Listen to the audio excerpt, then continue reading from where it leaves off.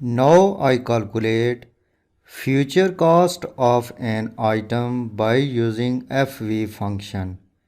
If the annual inflation rate of an item is 5% and the present cost of an item is $5,000, so what will be the future cost of an item after the 5 years? Active cell reference G5, type 5. Press enter key.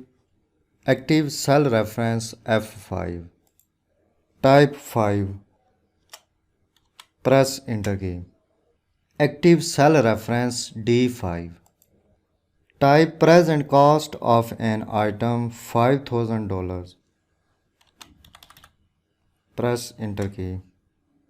To calculate projected future cost of an item, active cell reference E5.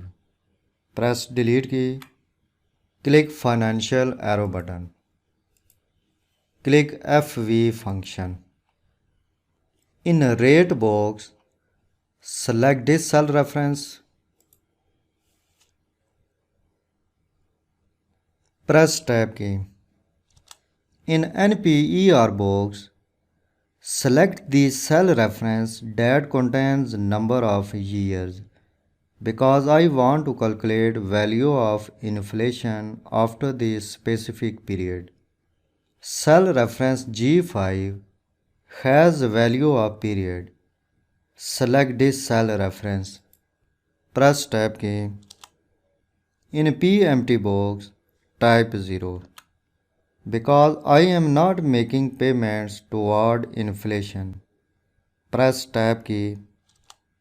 In PV box, select the present cost of an item. Click OK. This is the projected cost of an item after the 5 years. Ignore the negative sign with this value and considers positive inflated value of an item. Now I check how much inflation value increases after the 5 years.